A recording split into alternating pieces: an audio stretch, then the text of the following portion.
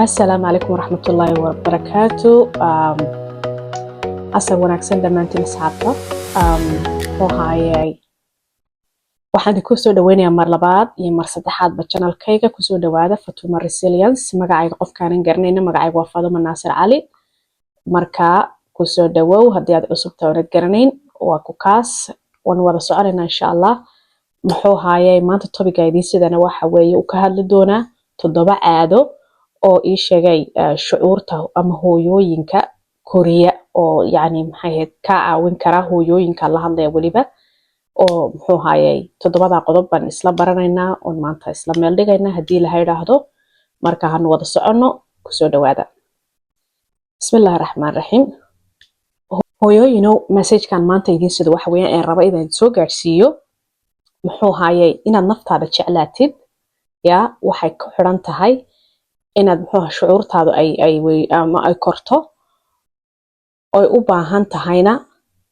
maxay heeday aadoon yar yar oo fudud oo u baahan tahay inaad ii sheegay aad maalin walba naftaada ku dabaqdid. mar walba waan idin sheegaa 7 caado inaad naftaada aad ku dabaqdid oo ku hagaajisid mana aha wax ii sheegay aad ku rafaadaysid wax aamusanna ma aha oo yani si aamusan u dhici kara. waa caadooyin yar yar oo maalin walba aad sameyn karaysid oo ilaalinaya nabadaada qalbigaaga adkaynaya oo maxay heeday naftaada mar walba xasuusinaya inaad muhiim tahay oo naftaada muhiim tahay ilmahaaga iyo naftaada ay muhiim u tahay waxan oo dhan. marka maanta waxaan idin la soo wadaagayaa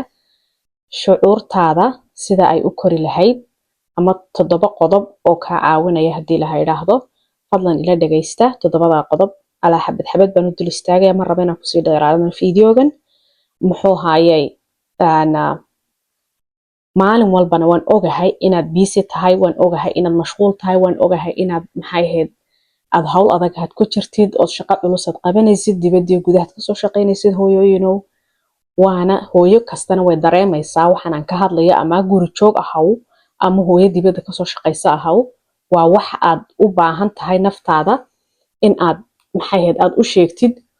oo maxay ahayd aad ka dhaadhicisid inaad qaban kartid oo naftaada u sameyn kartid adigoon cidna ka sugayn maxay ahayd in lagugu amaano. way bani aadamku sidiisaba haddaad maxay ahayd wax kasta u samaysid kuma qancayo raalina kama noqonayo waxaad aad u sameynaysid laakiin naftaada waxaad u samaysid waa wax aad maalgelisay naftaada ay tahay. daawaca ugu badan dumarka soo gaarana waxa weeye naftooda dayacaan naftoodina waruhay naftoodina baran naftoodina ayayna maxay daraasad u sameeyeen naftoodii bayna waqti siinin naftoodii bayna la sheekaysan intay fadhiisteen maalin walba busy baa lagu jiraa maalin walba waxa lagu jiraa bulsho maalin walba waxa lagu jiraa hawl la xalinayo maalin kasta waxaad ku jirtaa qorshe aan dhamaanayn oo silsilad dheer haddaanu nahay Soomaali waa la iska yaqaanaa silsiladaas la isku wada daba xiran yahay. marka naftaada xaqeega sii oo shucuurteeda kori oo ka shaqee sidii aad u hagaajin lahayd naftaadan aad jacayl u siin lahayd aad uga warhayn lahayd mar waliba. waa naftaada u hagaajiso waxa ku xiran tahay ilmahaaga hagaajintiisa haddaad taada daryeeli weyd ilmahaagana ma daryeeli kartid mar walibana waa idin sheegaa dumarow. marka caadada ugu horeysa waxa weeyaan inaad naftaada check garaysid maalin kasta ama subaxii check garay ama habeenkii check garay adoo waqti uun sii waqtiga ugu wanaagsan waxa weeye subaxda hore markaad soo kacdid waxaad naftaada ugu sheekaysid weeyaan waa inaad tiraad maxaan maanta dareemayaa naftaada waqtigan aan joogo maxaan dareemayaa oo isla sheekaysid oo tiraahdid maxaan ka bedeli karaa maxaan u qaban karaa maxaan rabaa inaan hagaajiyo ya ila naftaada markaad la fadhiistay ilmahaaga baad qorshaysaa wixiisa waxaad tiraahdaa ama shaqadaad qabanaysid cid u shaqaynaysa xitaa qofaad u shaqaynaysid qofkaad u shaqaynaysid waxaad fikraysaa sidii ugu hagaajin lahayd qofkan waxaan halkan maxaan ka hagaajin lahaa sida ugu qorshee naftaadana mar waliba oo wax adiga inaad shucuurtaada ka warhaysid waa muhiim. qofka bani aadamkuna halkuu ka dhaqaaqo halkuu ka dhintana waa shucuurtaada number 1 waa inaad hagaajisid ya naftaada waxaad ugu sheekeynaysidna asaaska adiga kaasoo bilaabmayso waa shucuurtaada si aad u hagaajin lahayd aad u korin lahayd waa wax adiga hawl adiga kuu taala weyn hooyada. qodobka labaad waxa weeyaan inaad aanad mar walba aanad ku jirin muxuu haayay wax يعني شلين أما إن درنتد مر ولبا إن الدنبي يعني دنبي قشاي وكاله أما إيش بلايو وشي كسيد دي نفتادا إن النفتادا هوس سي جيدد أما هليدتدنا ma ahan waa inaad wax ka bedeshaa ood hagaajisaa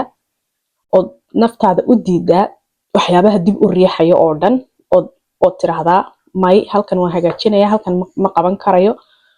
waana ii sheegay waa mas-uuliyaadka naftaada kaa saaran adiga ahaan hooyadan weliba la hadlayaa adiga ahaan waa mas-uuliyadda naftaada iyo noloshaada kaa saaran qodobka saddexaadna waxa uu yidhi mar walbad wax wanaagsan aad qabatid ama ilmahaaga u qabo ama naftaada u qabo ama gurigaaga u qabo ama odagaaga u qabo ama familigaaga u qabo ama aabaha hooyada ama walaalaha waa inaad tiraahdo wax fiican baan qabtay oo dadka qaar xitaa hadday wax bixiyaan way ka daba ooyaan muxuu haaye naftaada wixii aad u qabatid oo dhan ama aad qof wax u qabatid waa inaad u dalbaadegtid ood naftaada u sheegtid inaad qof fiican tahay ood u sheegtid naftaada ii sheegay inaad yacni aad wax walba qaban karto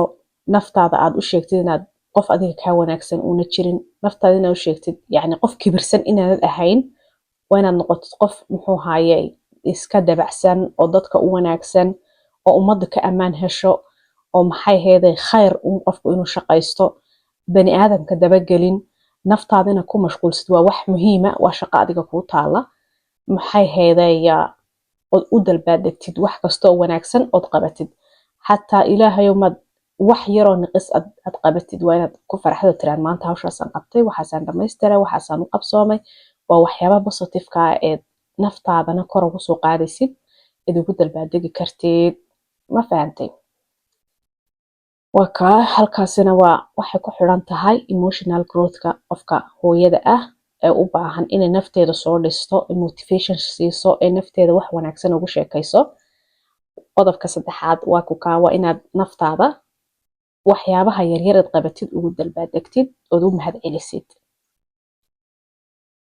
ka afaraad isaguna wuxuu yidhi inaad naftaada si naxariis la ula hadashid si quman ula hadashid si ixtiraam la ula hadashid inaad wax xun aad iska sheegin inaad mar walba is odhan anu waxaan ahay qof guuldaraysta anu waxaan qofan waxba qaban karin waxaan qof shaqada markaan bilaabo bartanka kaga taga anu waxaan qof daalan anu waxaan qof maxay heeday aan dadka waxba kusoo kordhin karin anu waxaan qof yani waa kelmadaha yani qofka dib u riixaya ee naftiisa hagaajinayn ee iska dilaya maxay heeday wanaaga gudihiisa ku jira bani aadamku sidoodaba horta waxay u badan yihiin yani qof xun ma jiro laakiin haddii aanad adigu qof xun aan iska dhigin haddii aanad adigu aad zero isku soo celin haddii aanad adigu aad maxay heed aad naftaada kor u soo qaadin waxaasoo dhanba wuxuu ka bilaabma qofka gudihiisa hadduuna hagaajin dee waxba uma hagaagayaan waa inaad tirahdid waan isku dayayaa oo shaqada waan qabtay ha odhan ma karayo waa inaad tirahdid waan isku dayayaa waa inaad tirahdid waan baranayaa waxan wax lagu soo dhashay ma jiro qof waliba uu bartaa wax oo maxay ahayd aniga halkan taaganba maalin walba wax baan bartaa maalin kastaba wax baan bartaa wallaahi ama ilmahayga aan ka barto ama aan ka barto dibadda ama xirfad aan barto ama kelmad aan barto ama wax kale aan barto maalin kasta bani aadan baan naho wax baan baranaa wax cusub baan baranaa marka waa inaad tirahdid waa weli wax baan baranayaa weli waan isku dayayaa weli waxaan isku dayay yani inaan sida ugu wanaagsan aan u qabto oon u hagaajiyo naftaadana u sheeg inaad yani wax fiican aad qabanaysid wax yani dadka qaar ba xitaa waxaad arkaysaa shaqaday ka shaqaynayaan diidan oon ku qasbanaha oon ku odhanaya marka oo lacaguman eegaya xataa shaqada laftirkeyga meelaad habi ku tahay ka shaqeeya haddii kalena iska daa haba shaqaynina dee wixii kalead ku faraxsan tahay doono ya marka waxaad ku fiican tahay naftaada u sheeg wixii fiican oo dhan u sheeg si wanaagsan naftaada ula hadal ya shucuur qurux badan baa naftaada galaysa oo maxay hagaagsan oo dee aad wax nolosha inta lagu nool yahay dee wax fiican aad qaban kartid adduunyana dee wallaahi xaaladeedu way taalla iyadana wayna sugaysaa aakhirada marka adduunya waan ku wada mashquulsanahay laakiin aakhiro laftirkeyga in iyada laga fikro iyadana weeyaan muxuu ahaa qodobka shanaad isaguna ina qofku uu nasto maahan qof caajisa macnaha inuu yahay qof caajisa naftaada xitaa maalin waad siin kartaa ay ku seexato ama ay ku nasato waxbay qaban weydo qof caajisana ma tihid laakiin waxaad energyba dib u soo ceshanaysaa oo bani aadan baa la yidhi qofku mashiin maaha markuu bil dhan qofku uu shaqeeyo ama 2 wiig oo isku xigto uu shaqeeyo marbuu iyu goostaa qofku shidaalka sida soo ceshan lahayd waxaad u baahan tahay markaa inaad nasiimo hesho ama aad naftaada ay ku tiraahdo de maanta waa daalan tahay in qofku ma inuu maalin walba la yiraahdo waan daalan yahay maalintuu yiraahdo waa daalan tahay inuu nasto uu hawada ka baxo waa waxa xaq naftiisa ugu leedahay qofka uu nasan karo uu seexan karo ka xiran karo telefoonada ciduu doono ikhtiyaar baanad u leedahay de waa kaas marka inaad nasatid maahin doqonnimo mana aha caajisnimo waa wax naftaada u baahan tahay inay nasato ay maxay ahayd buuqan iyo waxaana orada qofku ku dhex jiro inuu ka yara dhex baxo waa nafta xaq ay kugu leedahay oo maxay aad adiguna emotional growth ka mid tahay qofku inuu ogaado inuu daalan yahay kaba soo qadimka adigoo daalan hada tiraahdo waan baxaya ama waan shaqeynaya ama telefoonkii waan qabanaya de bixitaankaaga ama cid aad la hadashay waxay ku khayr kugu soo kordhinaysaa ma jirto inaad cid walba had iska soo suratid mooyaane hooyooyinku ma dareemi karaan ma waxa ka sheekeynayo marka maalinta naftaada u baahatay inay nasato waad nasan kartaa qofkana de laga moodo inuu maalin walba uu yiraahdo maanta waan daalan waan nasanaya laakiin labadii week bishii hal mar way dhici kartaa qofku inuu yiraahdo waan nasanaya oo hawada ka baxaya marka qofku seexan karaa telefoonkiisa iska xiran karaa ikhtiyaarka adiga leh marka qaabkaad u nasanaysa adiga ku taala qofba nooc buu nastaa dadka qaar guriga iska joogaan waxba ma qabtaan telefoonada iska xiraan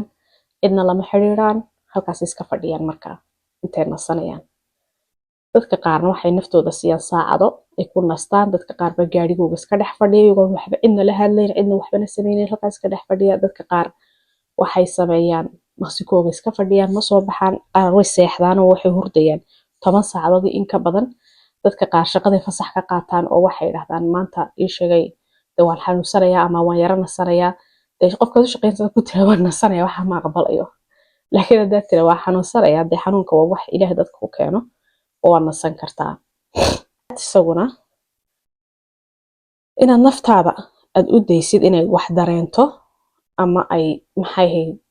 ay dareento yani dareen nafsiyan inay daqiiqada xitaa u baahan tahay inay nasato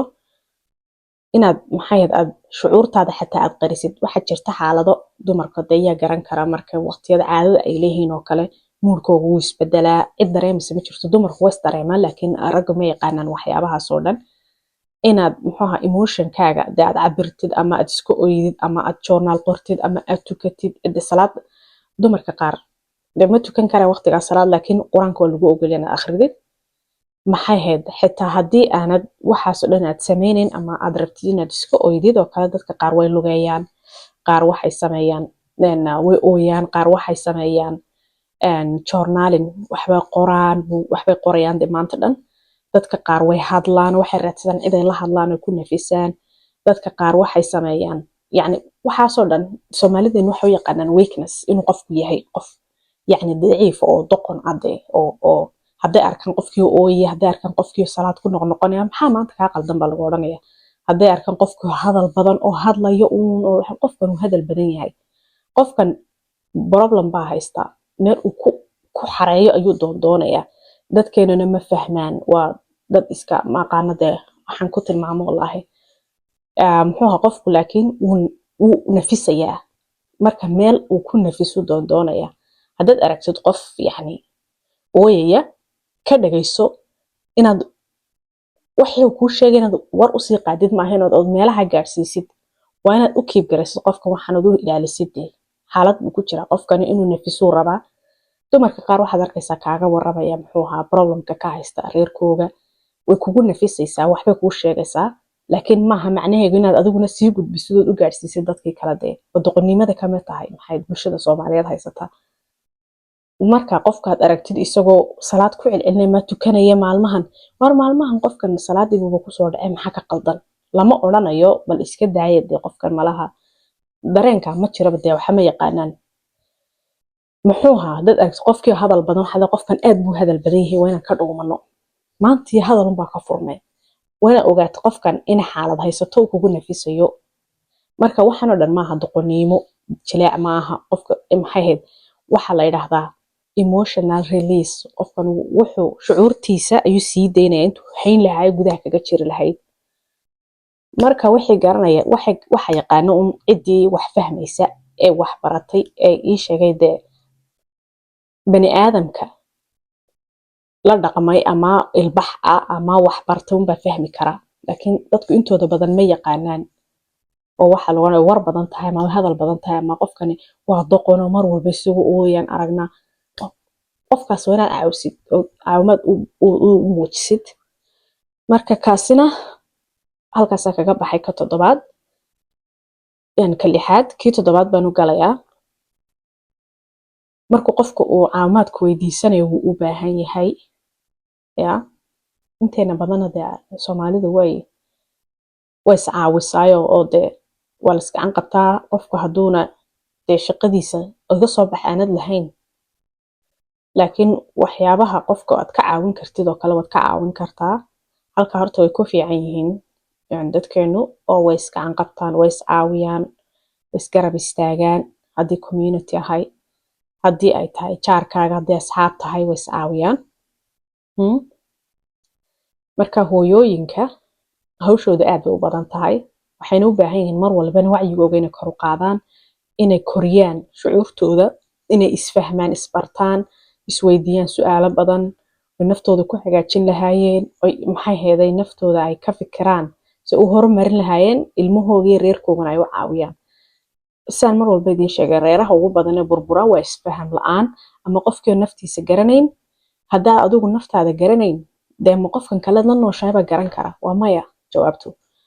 first waa inaad adigu naftaada baratid. naftaada markaad baratid ayaad muxuu hayay dadka kale kugu hareersan wax u qaban kartaa. waa ka message-kan idiin sido haddii aad ifahmaysaan hooyooyino. message-kan idiin sido